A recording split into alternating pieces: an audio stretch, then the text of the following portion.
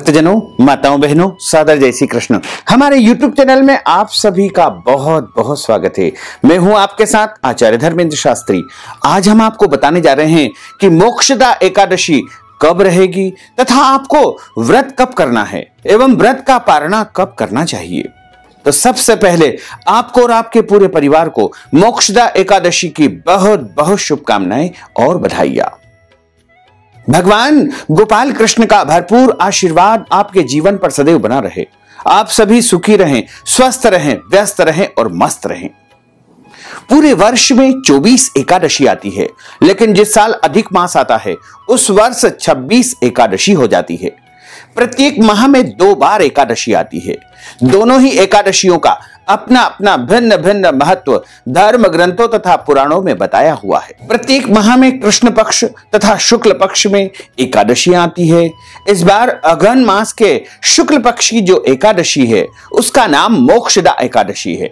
इसे गीता जयंती के नाम से भी जाना जाता है। कुरुक्षेत्र की पुण्य भूमि में महाभारत काल में भगवान श्री कृष्ण ने अर्जुन को जो उपदेश दिया था वह श्रीमद् भगवत गीता के नाम से प्रचारित हुआ है और यह उपदेश गीता जयंती यानी अघन मास के शुक्ल पक्ष की एकादशी तिथि को दिया था। इसीलिए इस एकादशी को गीता जयंती के नाम से भी जाना जाता है। इसे मौन एकादशी, मोक्षदा एकादशी के नाम से भी जाना जाता है। अघन मास के शुक्ल पक्ष की एकादशी जो कि सबसे विशेष एकादशी मानी गई है और इस एकादशी का व्रत करने से हमारे मृत पूर्वजों की आत्मा की शांति होती है तथा उन्हें मोक्ष की प्राप्ति होती है।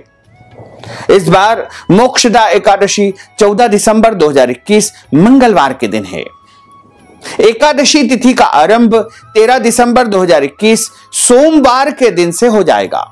यानी एकादशी तिथि 13 दिसंबर 2021 सोमवार को रात्रि 9:32 पर शुरू हो जाएगी, जो कि 14 दिसंबर 2021 मंगलवार की रात्रि 11:35 पर एकादशी तिथि समाप्त हो जाएगी। सूर्योदय व्यापिनी जो एकादशी रहेगी वो 14 दिसंबर 2021 मंगलवार के दिन ही रहेगी। सभी भक्त जनों को जो प्रत्येक महा एकादशी करते हैं उनको 14 दिसंबर 2021 मंगलवार के दिन ही एकादशी का व्रत करना चाहिए और एकादशी व्रत का पारणा 15 दिसंबर 2021 बुधवार के दिन सुबह 7 बजे से लेकर के 9:30 के मध्य में कर लेना चाहिए। यानी 7 से लेकर के सुबह 9:30 के बीच में व्रत खोल लेना चाहिए। जो भक्तजन माताएं बहनें एकादशी का व्रत करते हैं उनको दशमी तिथि से लेकर के द्वादशी तक निरंतर 3 दिनों तक एकादशी व्रत के कुछ नियमों का पालन करना चाहिए। दशमी तिथि के नियमों का पालन 13 दिसंबर 2021 सोमवार के दिन करना चाहिए। दशमी तिथि के दिन एक समय भोजन करना चाहिए और इस दिन लहसुन, प्याज, मांस, मदिरा का उपयोग बिल्कुल नहीं करना चाहिए। दशमी तिथि के दिन चावल नहीं खाना चाहिए। दशमी तिथि के दिन ब्रह्मचर्य व्रत का पालन करना चाहिए। दशमी तिथि के दिन शहद नहीं खाना चाहिए। दशमी तिथि के दिन आपको पराये अन्न का उपयोग बिल्कुल नहीं करना चाहिए। दशमी तिथि के दिन मसूर की दाल नहीं खाना चाहिए और एकादशी के दिन यानी 14 दिसंबर 2021 गीता जयंती, मोक्षदा एकादशी, मौन एकादशी के दिन सुबह जल्दी उठना है। ब्रह्मचर्य व्रत का पालन करते हुए आपको प्रातः काल जल्दी उठ करके स्नान कर लेना चाहिए और इस दिन शुद्ध और पवित्र वस्त्र धारण करें तथा भगवान का विशेष पूजन अर्चन करें और इस दिन आपको प्रातःकालीन वेला में संकल्प धारण कर लेना चाहिए। संकल्प के लिए हाथ को जो है आपको इस प्रकार रख करके उसके मध्य भाग में जल रखना है, तुलसी जी का पत्ता रखना है, सुपारी रखना है, तिल या जव आपको रख लेना चाहिए, कुछ पैसे और पीला पुष्प रख करके संकल्प आपको धारण करना चाहिए। संकल्प के रूप में आपको 3 बार विष्णु विष्णु का उच्चारण करना है। ओम विष्णवे नमः, ओम विष्णवे नमः, ओम विष्णवे नमः। इस प्रकार बोलने के बाद आप 3 बार विष्णु विष्णु बोलिएगा। ओम तिथिर विष्णु सहवारो नक्षत्रम विष्णुरेव च योगश्च करणम विष्णु सर्वम विष्णुमयं जगत। ओम विष्णुर्विष्णुर्विष्णुः श्रीमद्भगवतो महापुरुषस्य विष्णोर आज्ञेयः प्रवर्तमानस्य अद्य श्री ब्रह्मणोन्हि द्वितीय प्रार्धे श्री श्वेतवारः कल्पे वैवस्वत्मन्वन्त्रे अष्टाविंशतितमे कलयुगे कलि प्रथम चरणे भूर्लोके भारतवर्षे भरतखंडे जम्बूद्वीपे आर्यावर्तांतर्गत ब्रह्मवर्तेक देशैः अवंतिकायां विशाला क्षेत्रैः। आप अपने नगर का, शहर का, राज्य का, प्रदेश का, देश का नाम उच्चारण कर लीजिएगा। मध्य प्रदेश ही भोपाल मंडलांतर्गत ही भोपाल नामनी नगरी ही संवत 2078 मासा नाम मासे पुण्य पवित्र मासे ही मार्गशीर्ष मासे ही शुभे ही शुक्ल पक्षे ही अद्याय एकादश्यायां पुण्यतिथ्योः भौमवासरान्वितायां अश्विनी दिवस नक्षत्रैः मेष राशि से श्री चंद्रैः वृश्चिक राशि से श्री सूर्यैः कुंभ राशि से श्री देवराज गुरु शेषेषु ग्रहेषु यथा यथम राशि स्थान इससे सत्सु एवं ग्रह गुणगण विशेषण विशिष्टायाम शुभ पुण्य तिथौ। बोलिए मम आत्मनः। अपना नाम तथा गोत्र का आप उच्चारण कर लीजिएगा। यदि गोत्र आपको नहीं याद है तो आप अपना सरनेम भी बोल सकते हैं। श्रुति स्मृति पुराणोक्त वैदोक्त फल प्राप्त्यर्थम संकल्पित कार्य सिद्ध्यर्थम लोके सभायाम राजद्वारे व्यापारे कृषि कार्य सेवा कार्य यश विजय लाभादि प्राप्त्यर्थम यह जन्मनि जन्मांतरे वा सकल दुरितोपशमनार्थम 10 विधि लक्ष्मी प्राप्त्यर्थम बहुविध लक्ष्मी प्राप्त्यर्थम सर्वविध लक्ष्मी प्राप्त्यर्थम अप्राप्त लक्ष्मी प्राप्त्यर्थम प्राप्त लक्ष्मौश्चिरकाल संरक्षणार्थम सकल मनिच्छित कामना संसिद्ध्यर्थम लोके सभायाम राजद्वारे व्यापारे सर्वत्र यश विजय लाभादि प्राप्त्यर्थम अद्य से ही मोक्षदा एकादशी मौन एकादशी व्रत संकल्पम कर्माहम करिष्ये। इस प्रकार संकल्प प्रभु को समर्पण करने के बाद आपका व्रत आरंभ हो जाएगा।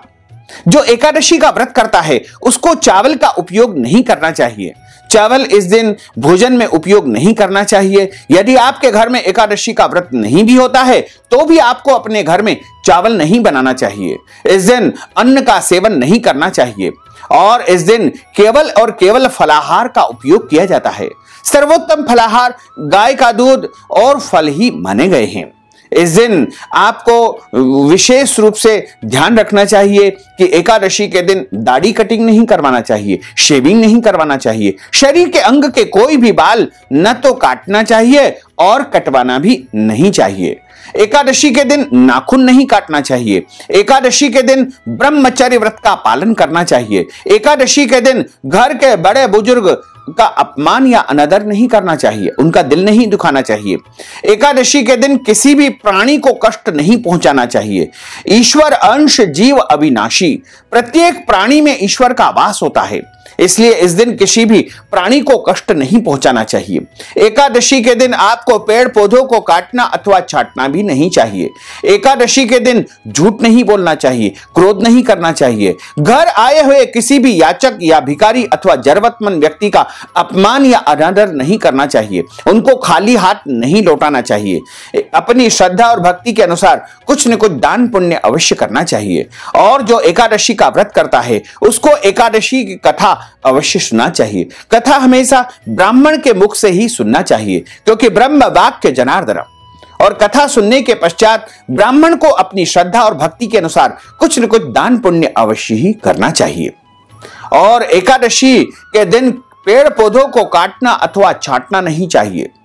और वैसे तो इस दिन तुलसी पत्र तोड़ना वर्जित माना जाता है, लेकिन यदि बहुत आवश्यक हो तो तुलसी जी से आज्ञा लेकर के आप तुलसी जी का पत्ता इस दिन उपयोग में ले सकते हैं। और इस दिन पेड़ पौधों से फूल आप तोड़ सकते हैं, इसमें कोई दोष नहीं होता है, क्योंकि पूजा के लिए पुष्प तोड़ना किसी भी प्रकार से दोषपूर्ण नहीं माना जाता है। और एकादशी के दिन रात्रि में जागरण करना चाहिए। भगवान का भजन तथा कीर्तन करना इस दिन महान पुण्यकारी माना जाता है। इस दिन गीता जयंती है, तो इस दिन गीता जी का पाठ करना, गीता जी का पूजन करना और गीता जी की पुस्तक का दान करना बहुत पुण्यकारी माना जाता है। इस दिन गीता जी का अध्याय का श्रवण करना, पठन पाठन करना बहुत ही महान पुण्यकारी माना जाता है। और इस दिन सामूहिक गीता पाठ का भी आयोजन कर सकते हैं। इस दिन विशेष रूप से भगवान श्री कृष्ण का पूजन अर्चन करना चाहिए। यदि आपके घर में प्रत्येक दिन पूजन अर्चन होता है तो आप इस दिन भगवान का विशेष श्रृंगार करें, एक चौकी के ऊपर कलश की स्थापना करें और भगवान की स्थापना करके उनका विशेष पूजन अर्चन आप करें, उनकी आरती उतारें, उनको विशेष रूप से भोग लगाएं।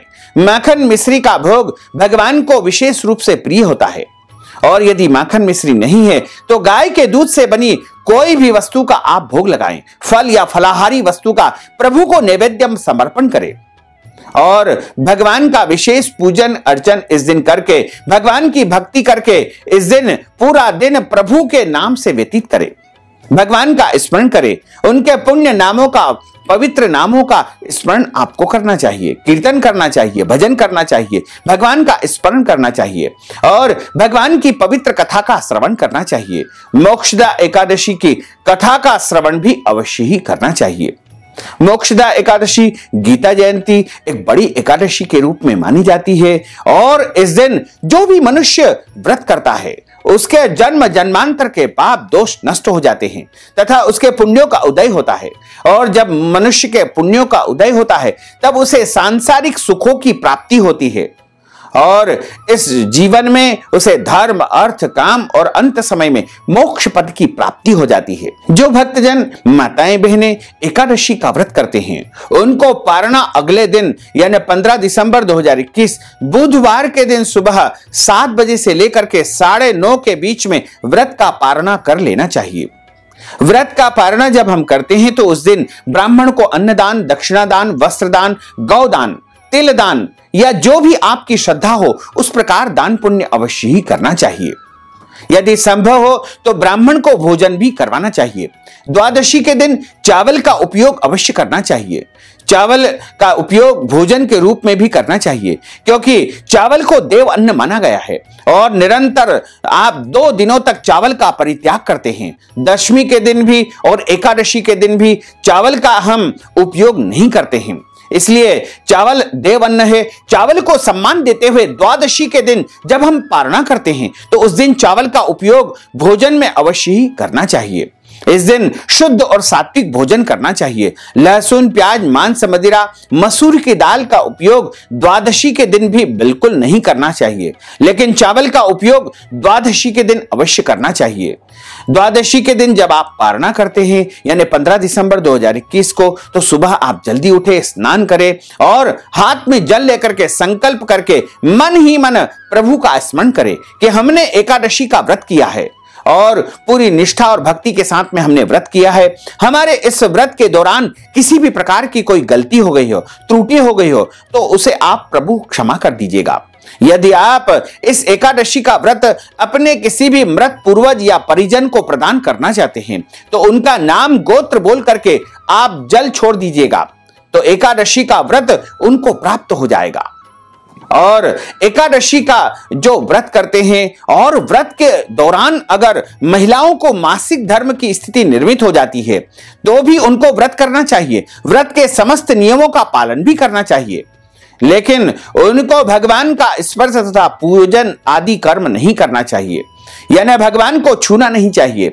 इसी प्रकार यदि आपके घर परिवार में जन्म अथवा मृत्यु का सूतक यदि अचानक एकादशी के दिन लग जाता है तो ऐसी अवस्था में आप व्रत तो करें, व्रत के नियमों का भी पालन करें, लेकिन आप भगवान का स्पर्श न करें, पूजन न करें और भगवान का मन ही मन मानसिक रूप से स्मरण करते हुए एकादशी का व्रत आपको करना चाहिए।